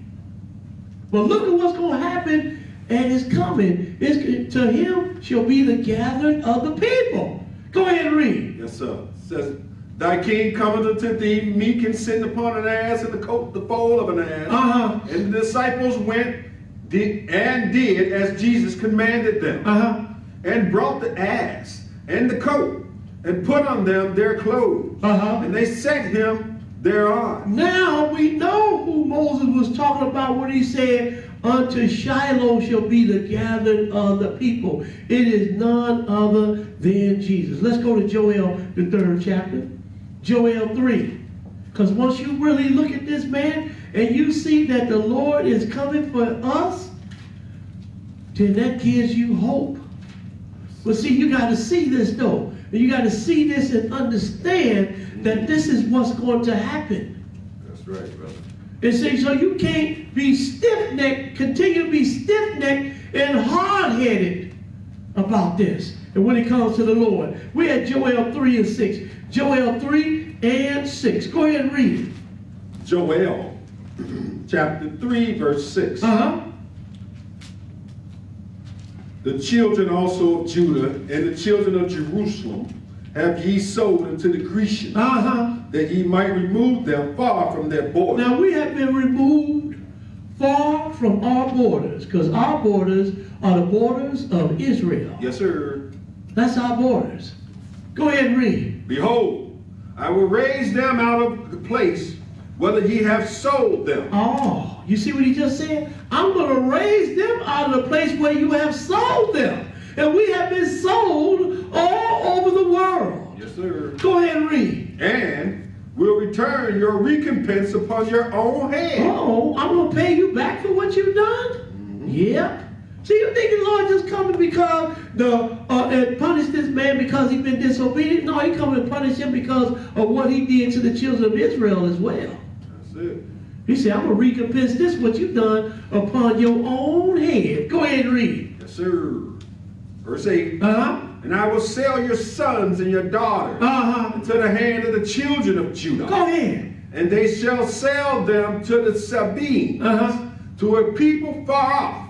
For the Lord has spoken it. Now look here. We're going to have them on the auction block now. All of the soldiers, the African, the Gentile, the Arab, the Edomite Jew. We're going to have you on the auction block now. Go ahead and read. Verse 9. Proclaim ye this among the Gentiles. Prepare war. Now look at what time this is going to happen. The Lord always puts a date on things. Look at when this is going to happen. Proclaim you this among the Gentiles. Prepare war. Wake up the mighty men. Stop right there. Now who is really running this world now? The Gentiles. That's why he's calling out the Gentiles. He didn't say, wake up Hamites. He didn't say, wake up Shemites. Or proclaim this among the Shemites. He said, proclaim this among the Gentiles, because you know the Gentiles are running things. Who is the world afraid of now? We're just talking about Russia today, on the news today, telling the United States, all right? Y'all want to get y'all mess together, we're going to get ours too. We want peace. Although we know it ain't going to be no peace. Stick around. Check us out. We're going to show you what's going to happen in the end time. This is just some of what's going to happen in the end time. Russia telling the United States already, look, y'all better cool out with y'all weapons, because we can make ours too. We making ours too. Iran making nuclear weapons. China, nuclear weapons. And who are they? Who is Russia? Gentiles. United States is ran by who? Gentiles. Who is Asia ran by? Gentiles. North Korea, Gentiles. Got the whole world on edge. You understand what I'm saying? Got the whole world in fear. But don't worry, because God, here come God. Here come the Lord. Proclaim you this among the Gentiles. Prepare war. Wake up the mighty men. Let all the men of war draw near. Let them come up. Beat your plowshares into swords, and your pruning hooks into spears. Let the weak say, I am strong. Ain't that what they doing now? You got all these North Korea is a small country, relatively speaking, but he got them nuclear, and ain't nobody messing with them. North Korea and South Korea look at each other just like this, and ain't nobody flinching. Because if somebody do, they're going to start something. Look at Iran, one of the smallest countries in the world, but they got those nuclear weapons. United States, Russia, superpowers, got those nuclear weapons, and everybody just waiting, and everybody on edge. But the Lord is going to come and deal with this man. He's going to come and deal with this Gentile. Go ahead and read. That's why you want to be on the side of the Lord. That's why you want to understand this. Go ahead and read, brother. 14. Skip down to verse 14. Go ahead. Multitudes, multitudes in the valley of decision. For the day of the Lord is near in the valley of decision. The sun and the moon shall be darkened. He done put a time on it now. He said the sun and the moon's going to be darkened. And the stars shall withdraw their shining. The Lord also shall roar out of Zion. And utter his voice from Jerusalem. Go ahead. And the heavens and the earth shall shake. But the Lord will be the hope of his people. Woo! The Lord is going to be the hope of his people. And the strength of the children of Israel. So shall ye know that I am the Lord your God, dwelling in Zion, my holy mountain. Then shall Jerusalem be holy, and there shall no strangers pass through her anymore. Ooh. Now we know this future, don't we? Because the stranger is there right now. Because then the Lord said, strangers devour your land in your presence. And they still there. But he said at this time, he said, the Lord also shall roar out of Zion and utter his voice from Jerusalem, and the heavens and the earth shall shake. But the Lord will be the hope of his people and the strength of the children of Israel. So shall you know that I am the Lord your God, dwelling in Zion, my holy mountain. Hallelujah. Then shall Jerusalem be holy, and there shall no stranger pass through it her anymore. Is Jerusalem holy right now? They got some of everything. Only about ones that call themselves Messianic Jews and call themselves worshiping Judaism. It's only like 3-4 million of them. The rest of the people, they run around doing everything. Hey, you want to gamble? Yes, sir. They run around doing everything in that country right now. Arabs figuring out how you going to do jihad and get these people out of here. Been trying to figure that out for years. But you're not the one that's going to get them out. The Lord is. The Lord is going to clean house. He is going to clean house. What verse you stop at? 18. Let's go now. Let's go to Isaiah 34. Isaiah 34. Now look at what the book is saying. Look at what the book is saying. See, that's what the problem is. Nobody want to read the book. Nobody want to read the book. Isaiah 34 and 1. Isaiah 34 and 1. When you get it, brother, go ahead and read it. Isaiah chapter 34, verse 1. Come near, ye nations, to hear, and hearken, ye people. Let the earth hear. See, he's talking to the world now. Go ahead and read. Let the earth hear, and all that is therein, the world, and all things that come forth of it. For the indignation of the Lord is upon all nations, and his fury upon all their armies. He hath utterly destroyed them. He hath delivered them to the slaughter. You see what he did? Or what he's going to do? He's telling you. He's calling the end from the beginning. He said, I'm going to deliver the nations to the slaughter. You think this man... Now listen. They say the Gentile wrote the Bible. You think I'm going to write something that the Lord get ready to destroy me? I'm not going to write that. So he said, look, I have delivered the nations unto the slaughter. We know that the Gentile ain't wrote the Bible. We know he didn't write the Bible. Because why would he be writing this right here? Right.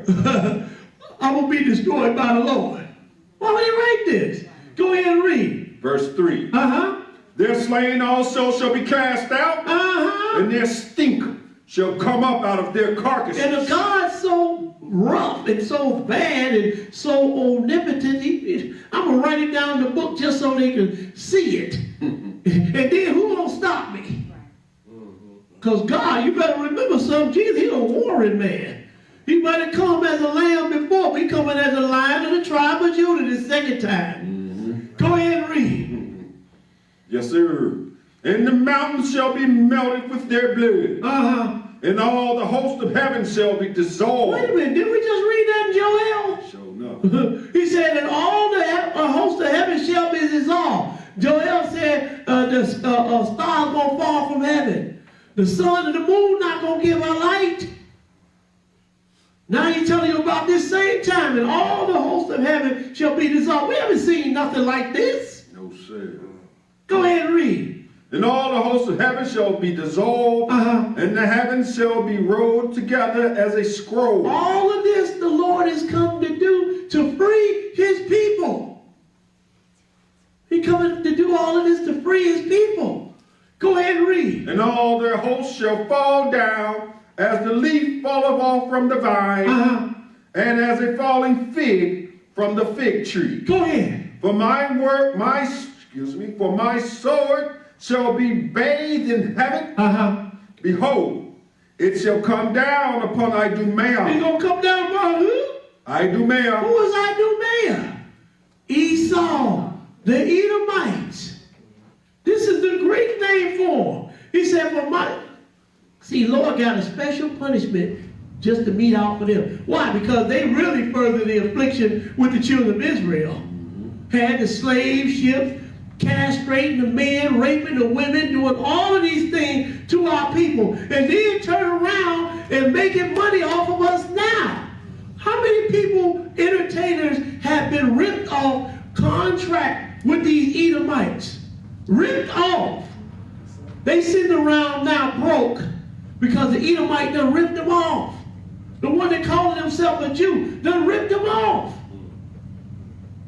You think you're going to get away with it? Look what the Lord said right here. For my sword shall be bathed in heaven. Behold, it shall come down upon Idumea. And upon the people of my curse. And upon the people of my curse. Skip to verse 8. Go ahead and read it. 8. For it is the day of the Lord. I'll tell you, read verse 6. The sword of the Lord is filled with blood. It is made fat with fatness. Go ahead. And with the blood of lambs and goats, with the fat of the kidney of ram. For the Lord has a sacrifice in Bozrah, and a great slaughter in the land of Idumea. And a great slaughter in Bozrah and Idumea. These countries still exist now. Bozrah still exists today. You know, you had some people saying, well, the Arabs, those Edomites, the Lord said there's going to be a sacrifice. Look here, man. If the Edomites are, if the Arabs are Edomites, then who are the Arabs? It's just that simple. If the Arabs are the Edomites, then who are the Arabs? You got Arabs and Edomites where? In Israel. So what's the problem with both of them being in Bozrah? What's the problem with them being in Idumea? Teach. What's the problem? Skip to verse 8. Skip to verse 8. Go ahead. For it is the day of the Lord's vengeance. And the year of recompenses for the controversy of Zion. See, God is going to settle this controversy for Zion. You got the Arabs over there fighting over the land. This is our land. Because Abraham is our father. So this land is supposed to go to us. Then you got the one that call themselves Jews. They fighting over the land. This is our land. We're the Jews, and this land was given to the Jews for an everlasting covenant, for our inheritance. But I got news for you. This land belongs to neither one of you. Because that's why the Lord said, Israel, strangers devour your land in your presence. And our land is right now being devoured in our presence by strangers. And I'm going to show you, Esau, he is there. Go ahead and read. What verse you at? You finished verse 8? Yes, sir. Skip to verse 16. Go ahead and read. Seek ye out of the book of the Lord. See, that's what people need to do, especially our people. They don't want to read the book. He says, seek ye out the book of the Lord and do what? And read. And read. Like we do it to you today. We are seeking out the book of the Lord and we are reading to you today. Go ahead and read. No one of these shall fall, shall fail. No one of these prophecies that we're telling you about is going to fail. None of them going to fail. We see it in the making. We see it in the making. Go ahead and read. None shall want her mate. For my mouth it hath commanded, and his spirit it hath gathered them. Now, let's go to Ezekiel the 36th chapter. Ezekiel 36. We're almost there. But I just want you to see that this is going to be a beautiful thing when the Lord come back and gathers people. But they have to go through Jacob's trouble first. And Jacob's trouble is going to be great tribulation. When the tribulation is not just going to come on Israel, but it's going to come upon the whole world. Revelations, the 3rd chapter says. Upon the whole world. This tribulation comes upon all the nations. No way. Think you're going to escape? And then you think you're going to escape for what you did to the children of Israel? No. Lord told you to whoop on them, but you done took it too far. You know how you overdo it? Overkill. That's it, overkill. That's exactly what they have done. Overkill. And the Lord is going to pay back. Ezekiel, the 36th chapter, and we're going to pick it up at verse 1. Ezekiel 36 and 1. Go ahead and read it. Ezekiel chapter 36, verse 1. 5. Ezekiel 36 and 5. Thank you, brother. Go ahead. Yes, sir. Therefore thus saith the Lord God, surely in fire of my jealousy have I spoken against the residue of the heathen, and against all Idumea. Uh-oh, there you go again. There he goes again. The Lord got a special punishment he's going to mete out for Idumea. Therefore, thus said the Lord God, surely in fire of my jealousy I have spoken against the residue of the heathen, and against all Idumea. What did they do? Which have appointed my land into their possession. Ooh, that's how we know who the Edomites are. You know, Esau's the white man. No, he's not. Esau had appointed my land into their possession. With the joy of all their heart. And with the spiteful minds to cast it out for a prey. Go ahead. Prophesy therefore concerning the land of Israel, and say unto the mountains. Oh, now you get ready to prophesy to the land. You understand? God talking to the land now. Go ahead and read. And say unto the mountains, and to the hills, to the rivers, and to the valleys. Thus saith the Lord God, behold, I have spoken in my jealousy and in my fury, because ye have borne the shame of the heathen. The land, you have borne the shame of the heathen, of the nations. You got all type of nations over Esau and Ishmael, which are the Arabs. They running it. Right? But you got all these other nations over there too. Go ahead and read. Therefore thus saith the Lord God, I have lifted up my hand. Surely the heathen that are about you, they shall bear their shame. Go ahead. But ye, O mountains of Israel. Now listen up now, because you don't want to miss this. But ye, O mountains of Israel, ye shall shoot forth your branches, and yield your fruit to my people of Israel. Ahead. My people, you're gonna, but ye, O mountains of Israel, ye shall shoot forth your branches and yield your fruit to who? My people Israel. Yes, sir. When? Go ahead. For they are at hand to come. For they are at hand to come. They are at hand to come. This is all over the book, but nobody has read the book of the Lord. See, we know that we're the children of Israel because the Lord has put it in our minds and on our tongue that we should know his word for an everlasting covenant. Yes, sir. This is a covenant. That's why, you know, the one that calls himself a Jew, he can't stand against us when it comes to the word of God. This Gentile, this country that we're in, he can't stand against. I don't care how big your church is in and how many members you got. You can't stand against us. No, sir. When it comes to the word of God. There's one thing that nobody can take from us. Yeah. The only one who can take this from us is God. Yeah. But man, you might as well kick rocks. Yeah. You might as well kick rocks because you cannot take this from us. Let's go now. You would have took everything else from us, stripped of our name, our land, our identity, but you can't take this from us. You can't take this word from us. Let's go to Jeremiah 30th chapter. Jeremiah 30. Jeremiah 30, and we're going to pick it up. I'm sorry, Revelations. I tried to skip it. Revelations 3 and 9. Revelations 3 and 9. Brother, like, you got to read that. Revelations 3 and 9. Go ahead and read it. Revelations chapter 3, verse 9. Behold, I will make them of the synagogue of Satan, which say they are Jews and are not. And who called themselves Jews? You understand? Esau.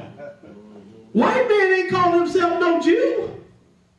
He said, behold, I will make them of the synagogue of Satan, which say they are Jews and are not. But do lie. But do what? Lie. But do lie. Who called himself Jew? Are the Arabs calling themselves Jews? Is the white man calling himself a Jew? The ones that are the Edomites, they are the ones that's calling themselves Jews. And you know how I know they are different from the Gentile Because the Gentile separate them just like they separate us. Our twin brother. Although he get paid and everything, that God gave him that blessing, but he separate him just like he separate us. Because when they start picking on people, black people, they also pick on these ones that calling themselves Jews as well. They don't like them in this country neither. What they say about them, oh, they get all the money and they raping our economy and doing this and doing that against us. So they're despised among the nations as well. Every country they go in, what they do, put a stranglehold on the economy and take it over. That's what happened in Germany. But anyway, Revelations 3 and 9. Go ahead and read. Yes, sir. Revelation chapter 3, verse 9. Uh-huh. At the top. Behold, I will make them of the synagogue of Satan, which say they are Jews, and are not, but do lie. Go ahead. Behold, I will make them to come and worship before thy feet, and know that I have loved thee. So not only are the nations going to come, but Esau, he going to get him too. Say, I'm going to make him come and worship before your feet, Israel. Yes, sir.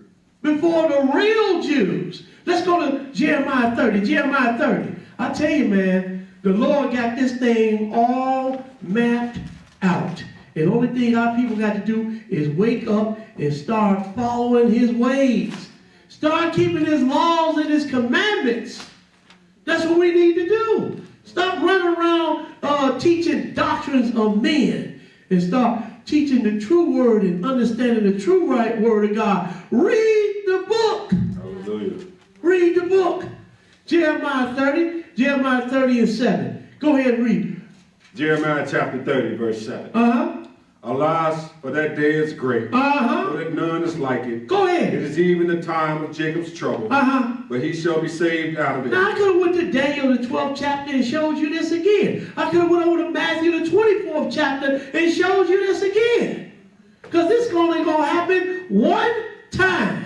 And this is during the time of great tribulations, which shall come upon the whole world. Go ahead and read. Verse 8. For it shall come to pass in that day, saith the Lord of hosts, that I will break his yoke from off thy neck, and will burst thy bonds, and strangers shall no more serve themselves of them. But they shall serve the Lord their God, and David their king. Ooh, he just put a time on it, because David, our king, he wasn't even there during the time of Jeremiah.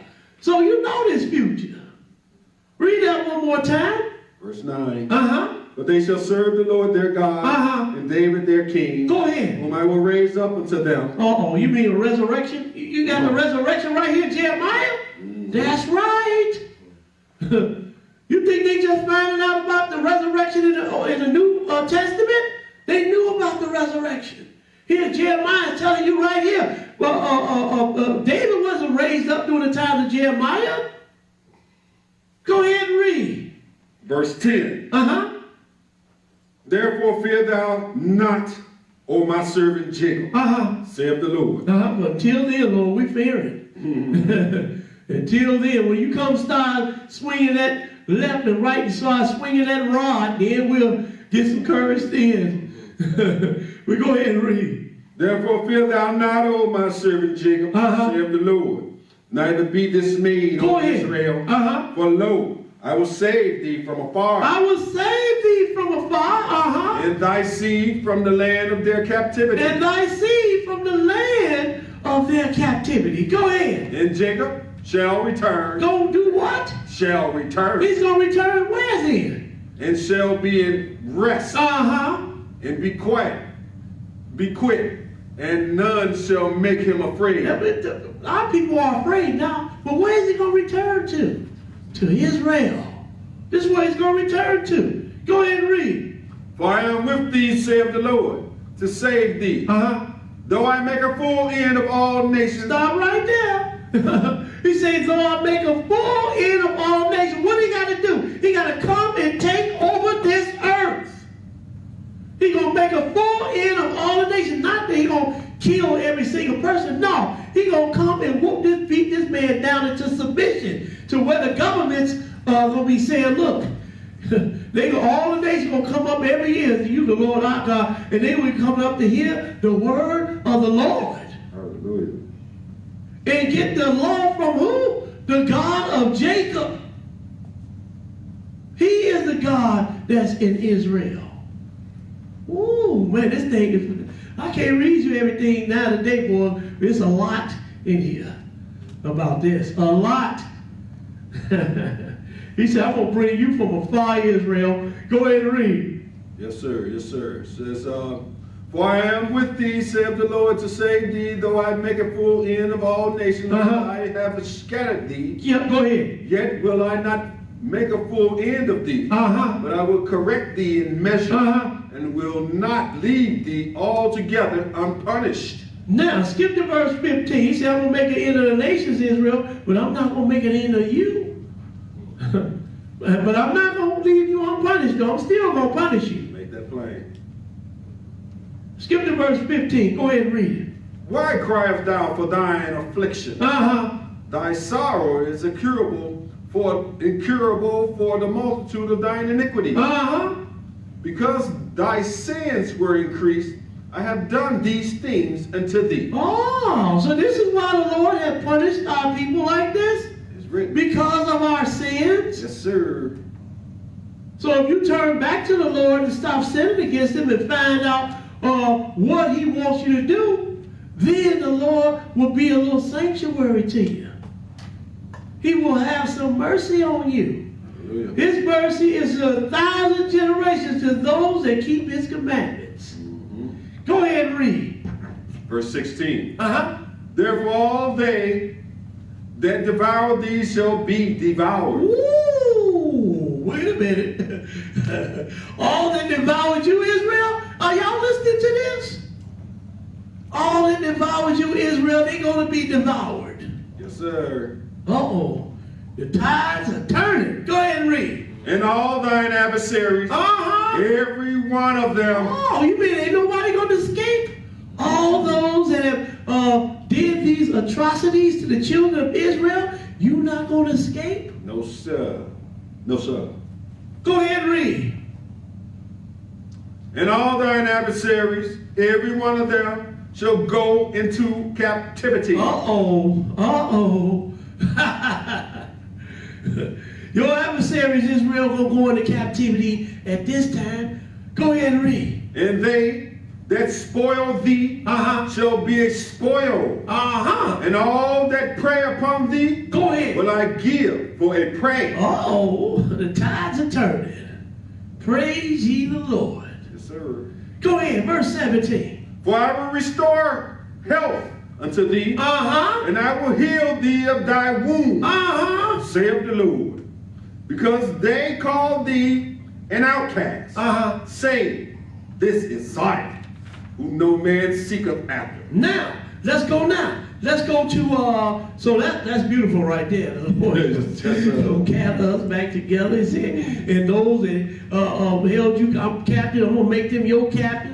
And those that, when you were a prey to those that made you a prey, they going to be a prey. Lord have mercy. Woo, I hope I'm here to see this.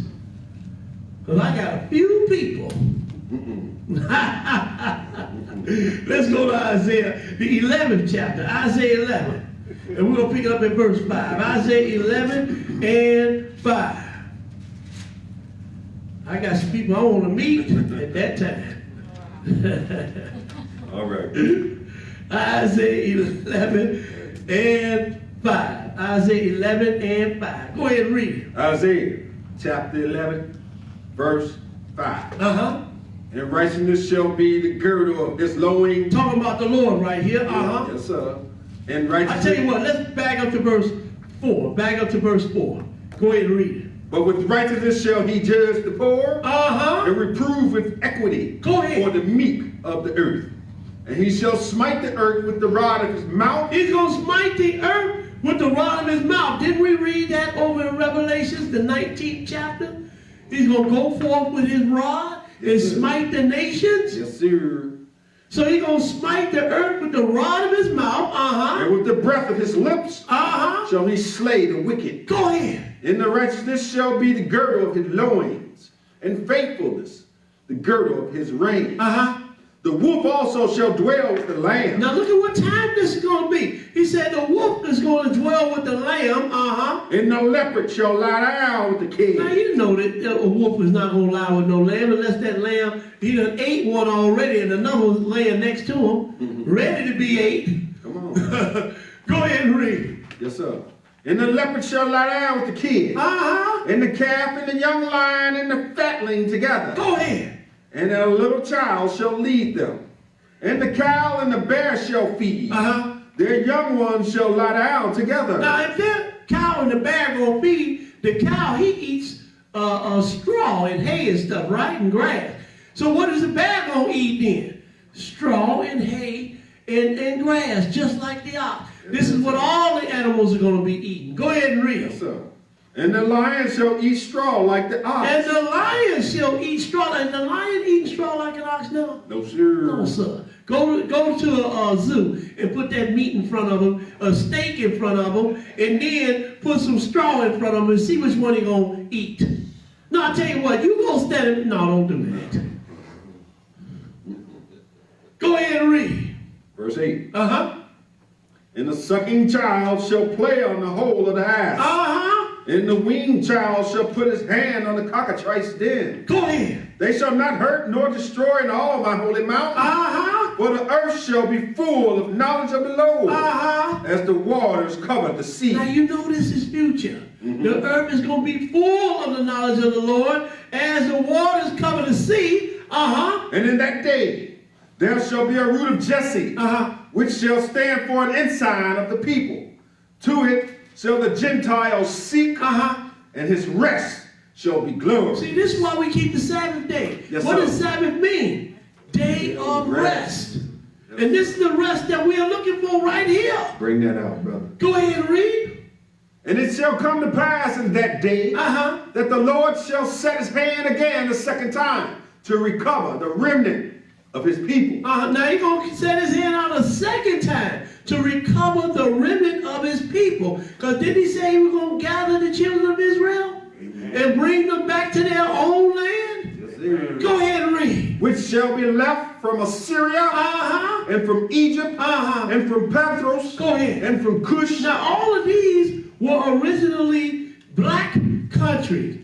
And most of them are African countries. Elam, that was a black country, but a Semitic black country. Go ahead and read. Yes, sir. It says, and from Cush, and from Elam. That's Ethiopia. Elam, and from Shinar, and from Hamath. And Hamath, remember we read that for the sons of Ham, Hamath, and I told you, remember that name? Come on. Go ahead and read. And from the islands of the sea. Now look here, from the islands of the sea, like the Bahamas and Jamaica and all of these islands in the sea. Then look at what he's going to do.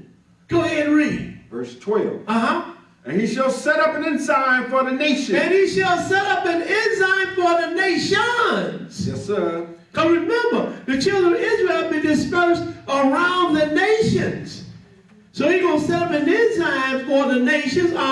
And shall assemble the outcasts of Israel. And gather together the dispersed of Judah. From where? From the four corners of the earth. From the four corners of the earth. The Lord is coming to get his people. Yes, sir. From the four corners of the earth.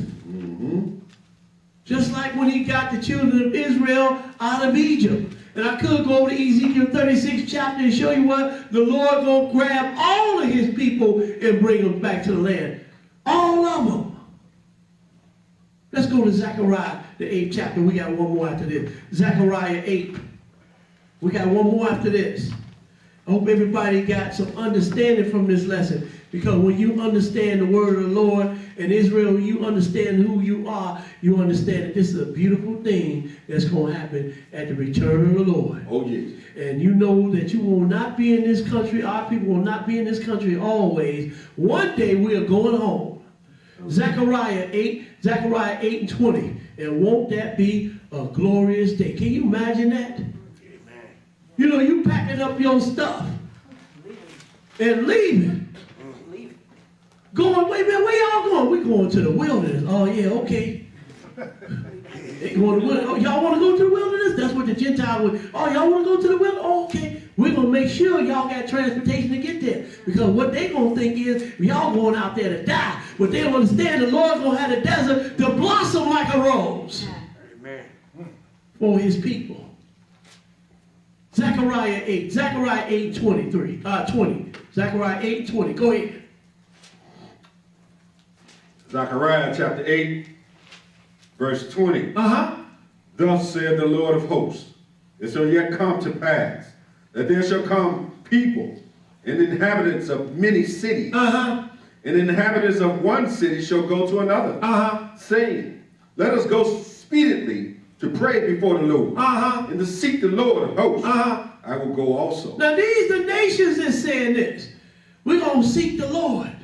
Go ahead and read. Yea, many people and strong nations shall come to seek the Lord of hosts. Where? In Jerusalem. And to pray before the Lord. And to pray before the Lord. Go ahead and read. Thus said the Lord of hosts.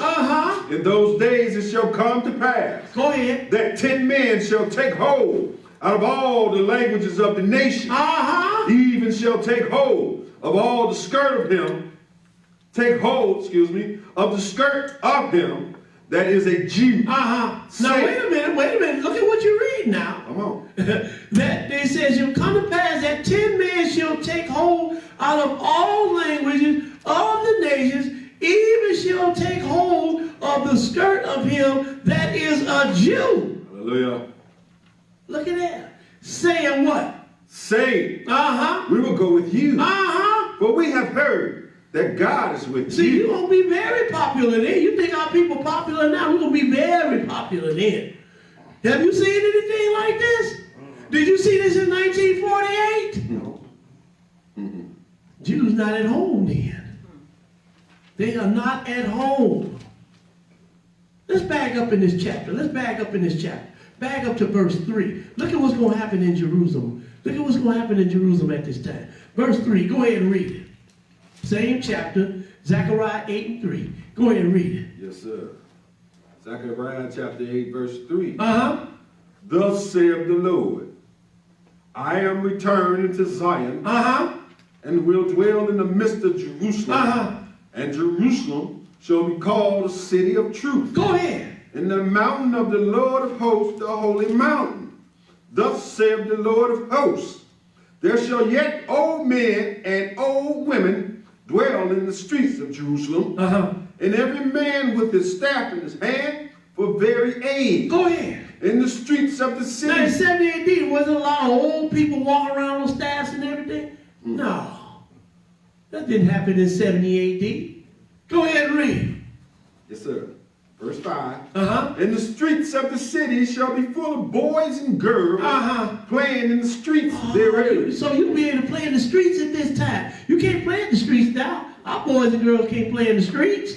Something bad. Police shoot them. One of the other peers, one of the other little kids shoot them, whatever.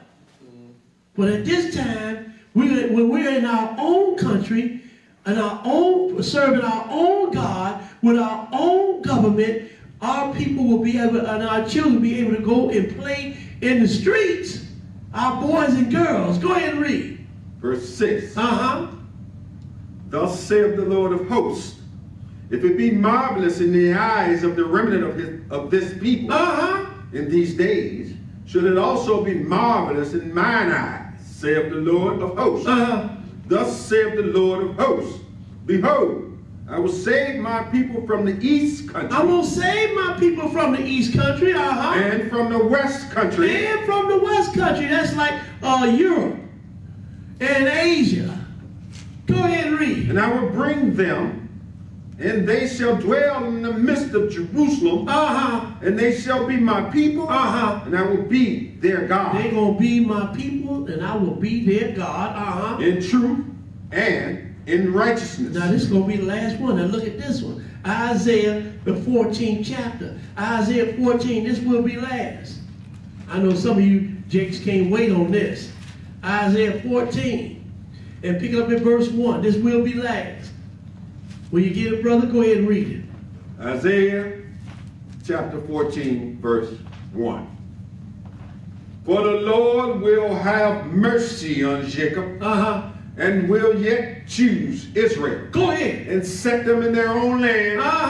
And the strangers shall be joined with them. And they shall cleave to the house of Jacob. Go ahead. And the people shall take them and bring them to their place. Now the people going to take them and bring them to their place. The stranger going to take, Israel going to take the stranger and bring them to Jerusalem or to Israel. Go ahead and read. And the people shall take them and bring them to their place. And the house of Israel shall possess them in the land of the Lord for servants. Oh, wait a minute.